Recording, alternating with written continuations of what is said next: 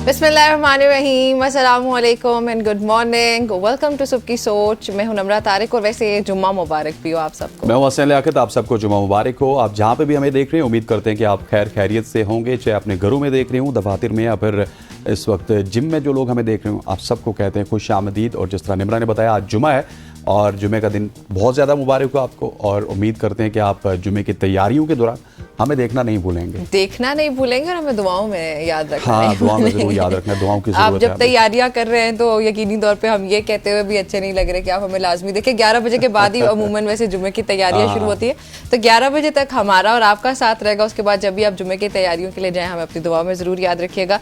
और ज़रूर याद रखने के अलावा एक और बात भी कि जुमे का दिन है, तो हम लोग नाज़रीन को ये भी बताते चलें कि आज के दिन चलें हम सब अपने दिल में ये अहद कर लेते हैं कि आज के रोज कोई ना कोई नेकी जरूर करेंगे। That could be a small thing, could be a big thing as well. Obviously big हो तो ज्यादा अच्छी बात है, आपकी कैपेसिटी है, लेकिन उसके हाँ, मुताबिक आप एटलीस्ट नेकी करें। छोटी नेकी, किसी को पानी पिला देना ही हमेशा, इससे पहले जब हम लोग अक्सर प्रोग्राम में जिक्र किया करते थे कि पानी पिला देना ही सबसे बड़ी बात है। या मुस्कुरा के देख लें, एटलीस्ट मुस्कुरा के देखना सुन्नत भी है, और आज तो वैसे भी सुन्नतें पूरी करने का ज्यादा अच्छा मौका है, तो वो मौका हाथ से मत जाने दें।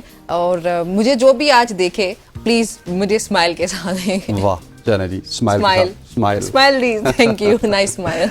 चले जी, प्रोग्राम का बाकायदा आगाज भी करते हैं। क्या ख्याल है आपका? आगे बढ़िए, शॉर्ट स्टोरीज ऐड कर लेते हैं। चले स्टार्ट में हम शॉर्ट स्टोरीज ऐड करते हैं जी। वजारत तवानाई ने पावर सेक्टर के सारिफीन के लिए 487 अरब रुपए की सब्सिडी देने का मंसूबा तैयार कर लिया है। अब इस सब्सिडी को सोशल प्रोटेक्शन प्रोग्राम से मुंसलिक किया जाएगा, जिससे मुस्तहकीन जो है उनका तयन बेनज़ीर इनकम सपोर्ट प्रोग्राम के डेटा की मदद से होगा। अब जो इसमें एक बात यह है कि जो लाइफ लाइन सारिफीन है उनके लिए 20 अरब रुपए की सब्सिडी मख्तस की गई है, जबकि 200 यूनिट जो है वो उस प्रोटेक्टेड सारिफीन को 380 का आई थिंक ये नंबर है, और इनको 380 अरब रुपए मिलेंगे। ये एक अच्छी खबर थी। चलें शुरू में आपके साथ अच्छे दिन के अच्छे आगाज के साथ अच्छे मौके पे अच्छी खबर से आगाज। बिल्कुल ऐसे ही है। और जिस तरह आपने जो प्रोटेक्टेड सारिफीन है, क्योंकि वो 200 यूनिट से कम यूज करते हैं, वो प्रोटेक्टेड हैं, उनकी जो बिजली है वो कम दामों में दी जाती है। और जो आपने उससे पहले लाइफ लाइन सारिफीन का बताया, तो इससे पहले 2021 से पहले ये होता था कि लाइफ लाइन सारिफीन उनको कहा जाता था जो 50 यूनिट तक रेगुलरली 12 महीने में यूज करते थे, लेकिन उसको रीडिफाइन किया गया था।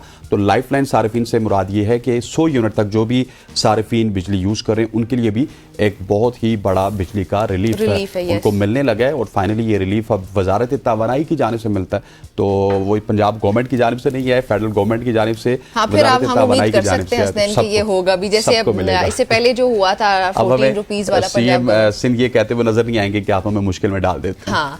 एग्जैक्टली। आगे बढ़ते हैं, आगे बढ़ के इस्माइल याद आ गए मुझे तो। खैर हाँ, मिफ्ता इस्माइल साहब आपको याद आ गए। आगे बढ़ते हैं।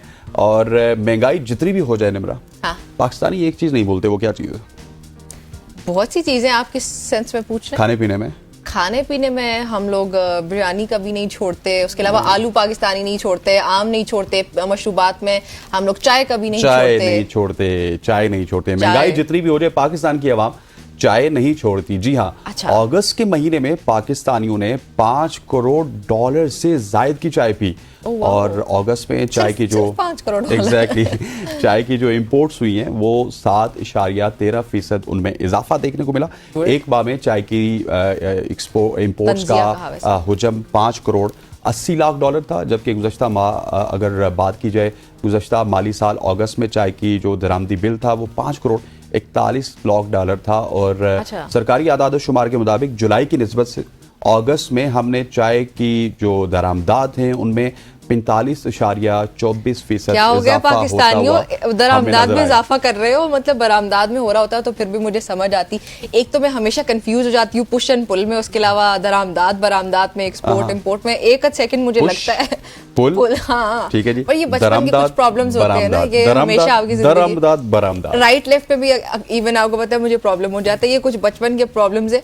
सो आई एम अस्यूमिंग दरामदाद से हमारी मुराद इंपोर्ट है। तो देखिए इंपोर्ट आपने कर दी है भाई, 45% से ज्यादा उसका इजाफा हुआ है, मतलब 45 सस्ती चीज की तरफ जाते हैं। अब मैं और आप बैठे हुए तो हमने क्या करना है? हमने चाय पीनी है, चाय जाके पियेंगे तो जो नॉर्मल रेस्टोरेंट है उसमें 70 की मिल जाएगी, अच्छे से अच्छे रेस्टोरेंट में 500 की मिल जाएगी, 1000 की मिल जाएगी। तो वो चाय अफोर्डेबिलिटी की वजह से पाकिस्तानी ज्यादा पीते हैं, ऊपर से आदत बनी अच्छा है, पीते रहे चाय, तुम में और एक कप चाय आए, तुम में और एक कप चाय एक सिप हो जाए फिर क्या ख्याल है? क्या बात है। ये वैसे मेरी तो ग्रीन टी है, बट चले अगली स्टोरी भी शामिल करते हैं। जी जी प्लीज। अगली स्टोरी क्या है जी हमारे पास? अगली स्टोरी ये है कि पाकिस्तान के हुज़ैफा शाहिद ने under 13 Hong Kong junior squash championship जीत ली है और हुज़ैफा शाहिद ने फाइनल में हांगकांग के जो खिलाड़ी हैं उनको शिकस्त दी और पाकिस्तानी प्लेयर ने मुकाबला बासानी जीता है और पाकिस्तान के लिए फ़ख्र की बात है। इससे पहले अगर बात की जाए सेमीफाइनल्स की तो उसमें भी हुज़ैफा ने मलेशिया के सेकंड जो उनके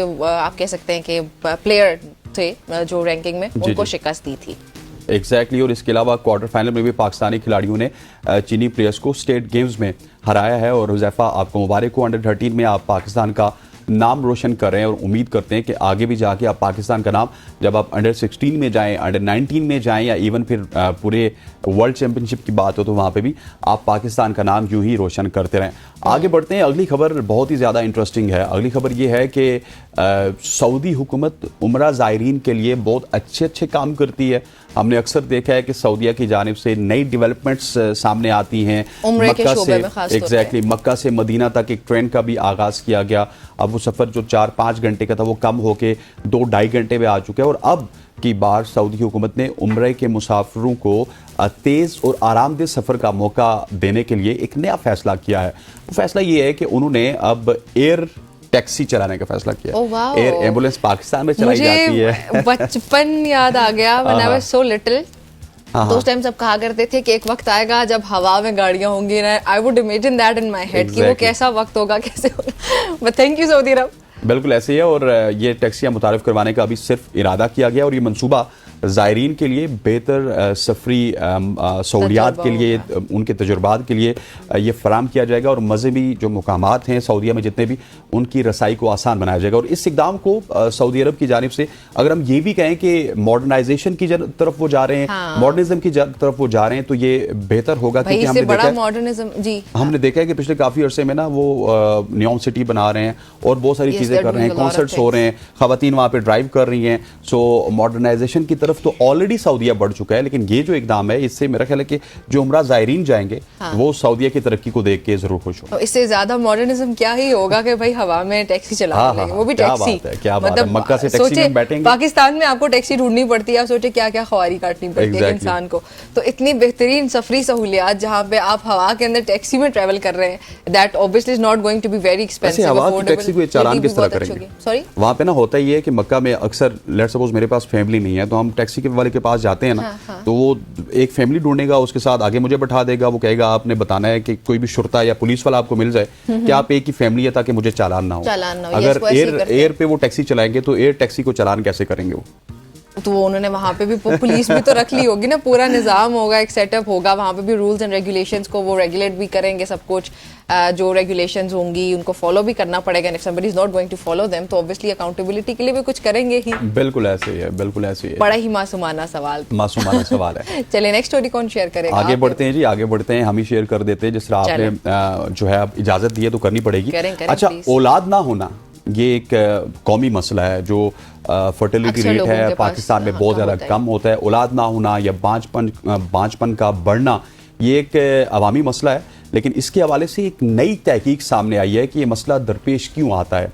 एक नई तिबी तहकीक में हवा की जो आलूदगी है और जो ट्रैफिक का शोर है, इसकी वजह से मर्दों और औरतों में बढ़ते हुए बांझपन के मुमकिना वजूहात के तौर पर शनाख्त किया गया है। माय गुडनेस, मतलब कि आलूदगी को भी और ये जो शोर गुल है, आप बहुत हॉर्न लगाते हैं, इस तरह की चीज़ें करते हैं, ये भी आपके बांझपन को उसमें इजाफा कर सकता है। और ये जो तहकीक है ये रिप्रोडक्टिव हेल्थ पर माहौलियाती अवामिल के असरात को उजागर करती है और इसका कहना है कि इन अनासिर की मौजूदगी से ज़रख़ेज़ी की शरह में कमी आ सकती है। इन मसाइल का हल तलाश करना बांझपन के नताइज को बेहतर बनाने और अवामी सेहत को बेहतर करने के लिए इंतहाई अहम हो सकता है। ये तो बड़ी ही यूनिक किस्म की ये रिसर्च है।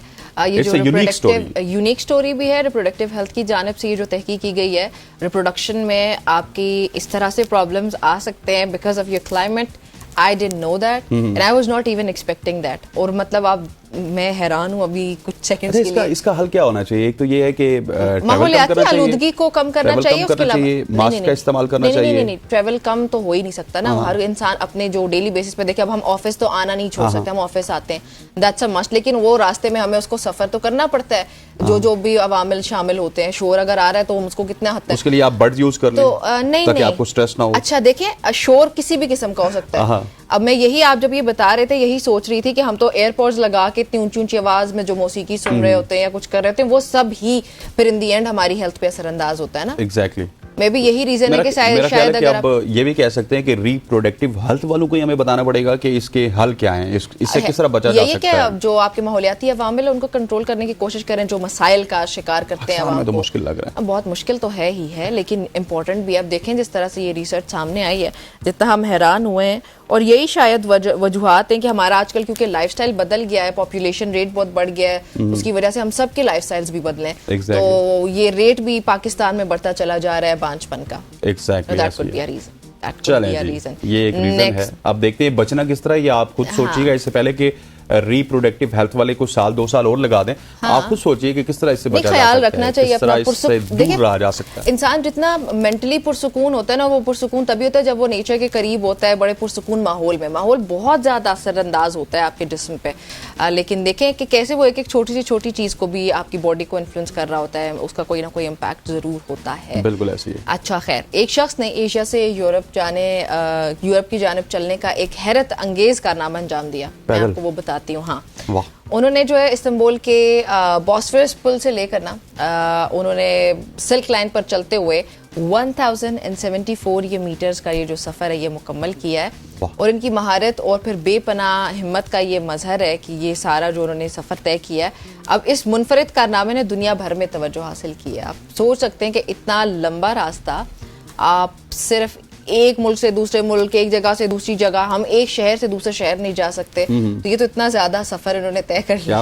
अच्छा देखिए, एक सफर ऐसा होता है ना जिसमें आप जहाज पे सफर करते हैं, by air, by road, by air करते हैं, बाय रोड करते हैं, बाय कार करते हैं, बाय ट्रेन करते हैं, बाय सी करते हैं। लेकिन आपने एक चीज देखी है कि हमेशा से पॉपुलर वो चीज होती है जो थोड़ी सी यूनिक हो। अब 1000 किलोमीटर का सफर शख्स ने पैदल चल के तय कर लिया, और ये यूनिकनेस ही है। आपको मेरा ख्याल है कि ये जो स्टोरीज हम बताते हैं कि एक कॉन्टिनेंट से दूसरे कॉन्टिनेंट में जाना, वो भी पैदल जाना, तमाम तर सहूलियात होने के बावजूद, ये इटसेल्फ एक बहुत बड़ी स्टोरी होती है। और ये इसी वजह से भी मशहूर भी होती है निम्रा, कि ये यूनिक होती है। दूसरे सारे लोग तो हवा में बैठ के एक कॉन्टिनेंट से दूसरे कॉन्टिनेंट पहुंच गए ना। एग्जैक्टली। मैं तो ये कह रही थी कि हम तो एक शहर के गली से दूसरी गली में जाते हुए 100 बार सोचते कि यार कोई गाड़ी अगर ना हो आपके पास तो आप 100 रास्ते देखने की कोशिश करते, कोई लिफ्ट दे दे, कोई दोस्त आ जाए, कोई रिलेटिव आके पिक कर ले, घर से कोई जो गाड़ी नहीं होती इंसान के पास वो आ जाए, या हम कोई राइड बुक कर लेते हैं। बिल्कुल ऐसे ही है। हम तो इतने लापरवाह हैं पाकिस्तानी भाई, अपनी सेहत का ख्याल। आप भी कुछ ऐसा कीजिए, आप भी कुछ ऐसा कीजिए, कोई पैदल सफर कीजिए। तो मेरे ख्याल में स्टार्ट मार्गला हिल से लेना पड़ेगा मुझे,